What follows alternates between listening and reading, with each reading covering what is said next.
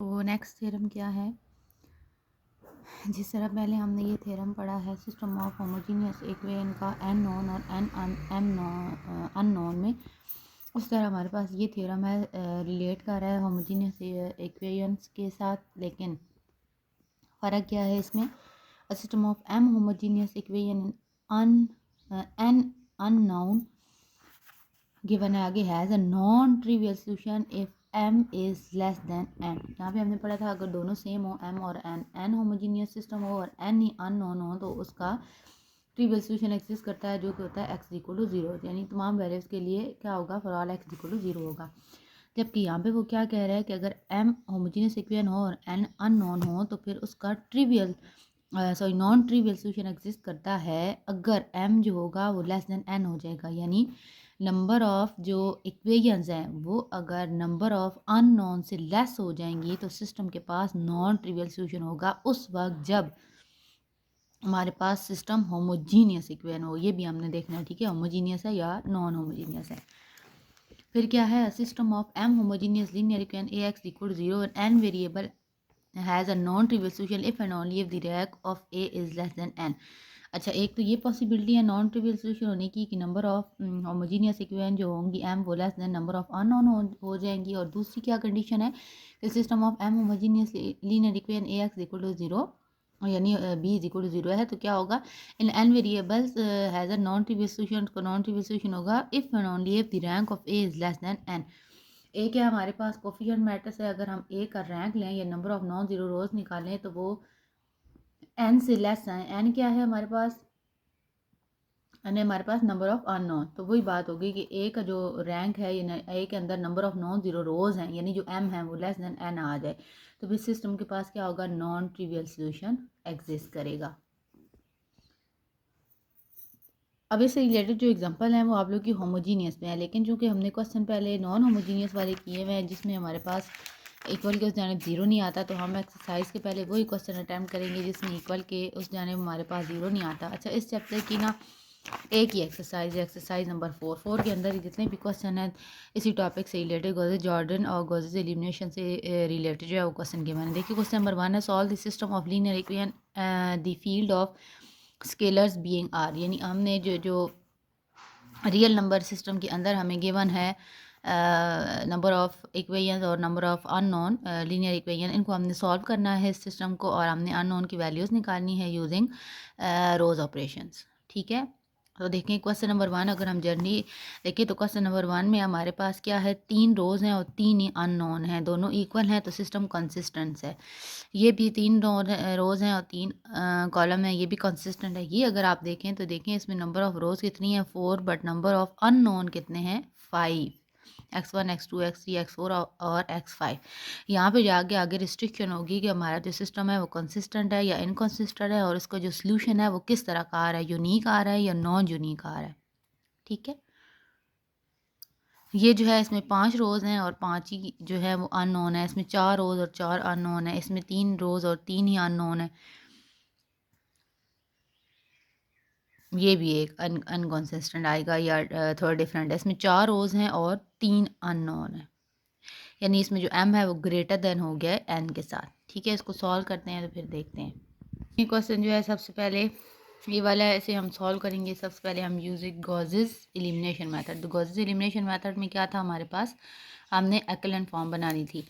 एक्लन form कैसे बनानी है, सबसे पहले हमारे पास मैट्रिक्स होना चाहिए। तो देखिए ये सिस्टम ऑफ लीनियर इक्वेशन हमें गिवन है, इसमें ये क्या है 2x1, अब इसमें x3 और x2 की जगह x2 हमें नहीं गिवन तो इसका मतलब वो 0 होगा।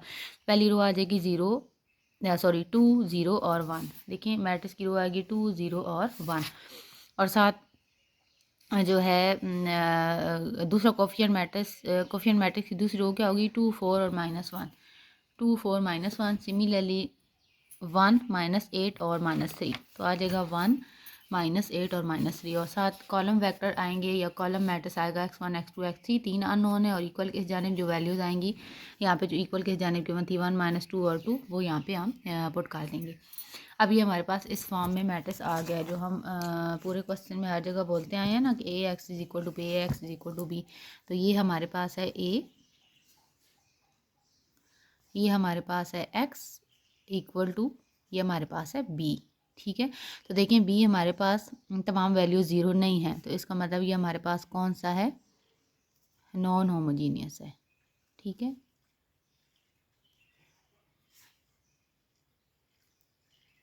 नॉन होमोजीनियस सिस्टम है।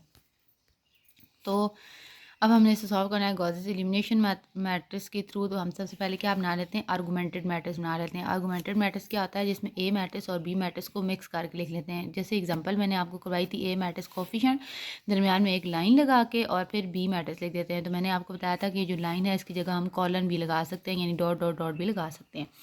तो मैंने यहाँ पे लगाया डॉट डॉट डॉट, सबसे पहले ए मैट्रिक्स और फिर बी मैट्रिक्स। अब पहली रो का पहला एलिमेंट 1 होना चाहिए, उसके नीचे 0। तो देखें तीसरी रो का पहला एलिमेंट जो है वो 1 आ रहा है, तो हम इन रोज़ को आपस में रिप्लेस कर देंगे। मैंने लिख दिया R13, यानी R1 को R3 के साथ रिप्लेस कर दिया।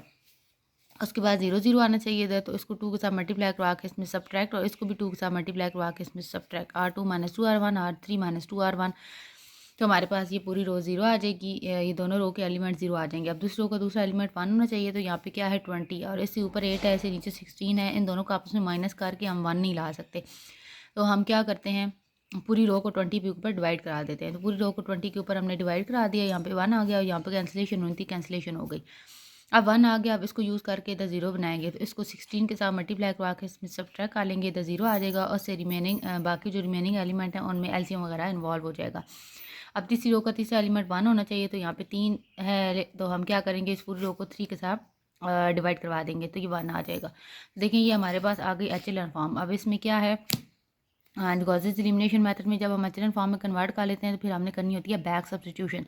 तो देखिए हमारे पास 3 अननोन थे, x1 x2 और x3। तो सबसे जो लास्ट वाला होगा वो हमें एग्जैक्ट वैल्यू दे देगा, यानी x3 = 3/5 आ जाएगा। यहाँ पे 2 है तो आ जाएगा x2 + 1/4, x3 = -3/10, और ये आ जाएगा x1 - 8 x2 - 3 x3 = 2। तो बैक सब्स्टिट्यूशन करने से हमारे पास आ जाएंगी वैल्यूज़। देखिए मैंने क्या लिखा हुआ है, कंपेयरिंग या बैक यूजिंग बैक सब्स्टिट्यूशन, हमने ये वाली वैल्यूज़ निकालनी। अब x3 की वैल्यू इधर पीछे पुट करेंगे, तो उसको सॉल्व करने से x2 की वैल्यू आ जाएगी, और जब x2 की वैल्यू आ जाएगी, x2 और x3 की वैल्यू के नंबर 1 में पुट करने से हमारे पास x1 की वैल्यू आ जाएगी। इसी बेसिस पे हमारे पास क्वेश्चन नंबर 2,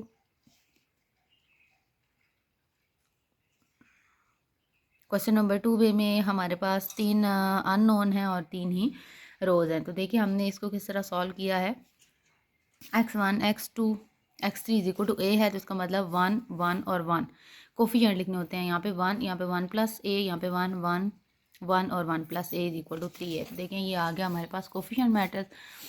अब हमने बनाना है इसको एक्वलेंट फॉर्म में, तो ये 1 है, इन दोनों को आपस में माइनस करते रहेंगे, R3 - R1 R2 - R1, तो ये दोनों 0 आ जाएंगे। अब यहाँ पे हमें क्या चाहिए, 1 चाहिए, तो इस पूरी रो को हम a के साथ डिवाइड करवा देंगे, तो हमारे पास यहाँ पे 1 आ जाएगा। अब उसके नीचे ऑलरेडी 0 मौजूद है, और तीसरे में अगेन हमें 1 चाहिए, तो फिर इसको भी हम क्या करेंगे, a के साथ डिवाइड करवा देंगे। तो ये हमारा एचएलएन फॉर्म में जो मैट्रिक्स है वो हो गया कन्वर्ट। अच्छा, अब ये जो क्वेश्चन थे ये हमने एचएलएन और रिड्यूस एचएलएन दोनों में से कोई भी फॉर्म लगा के हम सॉल्व कर सकते हैं, ये हमारी चॉइस है। उसने मेंशन नहीं किया कि आप जॉर्डन लगाएं या एलिमिनेशन मेथड लगाएं। तो पहला क्वेश्चन हमने गॉसेस एलिमिनेशन मेथड से किया है, दूसरा क्वेश्चन जो है वो गॉसेस जॉर्डन मेथड से है। तो जब जहाँ तक हमारे पास 1 आ गया, तो फिर मैंने क्या किया, इसको मैंने रिड्यूस एचएलएन फॉर्म बना दिया। यहाँ पे 1 आ गया, ये 1 को यूज़ करके इसके ऊपर 0 बना लिया, और ये 1 को यूज़ करके इसके ऊपर 2 0 बना लिए। बिल्कुल ये रिड्यूस एचएलएन फॉर्म में कन्वर्ट हो गया। रिड्यूस एचएलएन फॉर्म का क्या मतलब है कि ये बिल्कुल आइडेंटिटी मैट्रिक्स में क्या हो गया, कन्वर्ट हो गया। तो जब आइडेंटिटी मैट्रिक्स में कन्वर्ट हो गया, तो फिर हमारे पास सिंपल सिंपल वैल्यूज आ जाएंगी, बैक सब्स्टिट्यूशन की जरूरत ही नहीं पड़ेगी। पहली रो का पहला एलिमेंट x1 है, x1 की वैल्यू आ जाएगी a - 3, x2 की वैल्यू आ जाएगी 1, x3 की वैल्यू आ जाएगी 2। फर्दर इसमें 3 अननोन है और 3 ही हमारे पास रोज़ हैं, यानी नंबर ऑफ नॉन जीरो रोज़ कितनी हैं, 3 हैं। इसमें भी एक नॉन जीरो एलिमेंट है, इसमें भी नॉन जीरो एलिमेंट है, इसमें भी नॉन जीरो एलिमेंट है। नंबर ऑफ नॉन जीरो रोज़ 3 है, इसको भी कंसिडर करना है, ठीक है। नंबर ऑफ नॉन जीरो रोज़ 3 है। फर्दर जो हमारे पास अननोन है वो भी 3 है, तो सिस्टम हमारा क्या हो गया, कंसिस्टेंट हो गया। यानी number of non zero rows का मतलब होता है rank, rank of A = rank of A B. A B क्या होता है, augmented matrix. Rank of A का मतलब है ये सिर्फ हम ए कंसिडर कर रहे हैं, और रैंक ऑफ ए बी का मतलब है कि हम ये पूरे ए बी को कंसिडर करें। अगर हम इसको अलग अलग कंसिडर करें तो ये भी नॉन जीरो हैं, और अगर इसको पूरा हम कंसिडर करें तो भी ये नॉन जीरो है।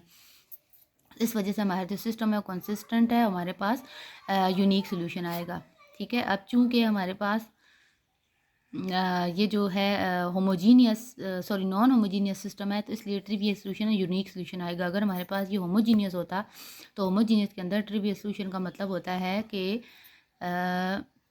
0 0 0 हर जो नंबर है उसका आंसर 0 0 0 आएगा। जबकि ये हमारे पास चूँकि नॉन होमोजीनियस है, तो इसलिए ये वाले जो आंसर हमने निकाले हैं ये वाले आएंगे और सिस्टम कंसिस्टेंट है। नेक्स्ट क्वेश्चन जो है वो हम कल की क्लास में करेंगे।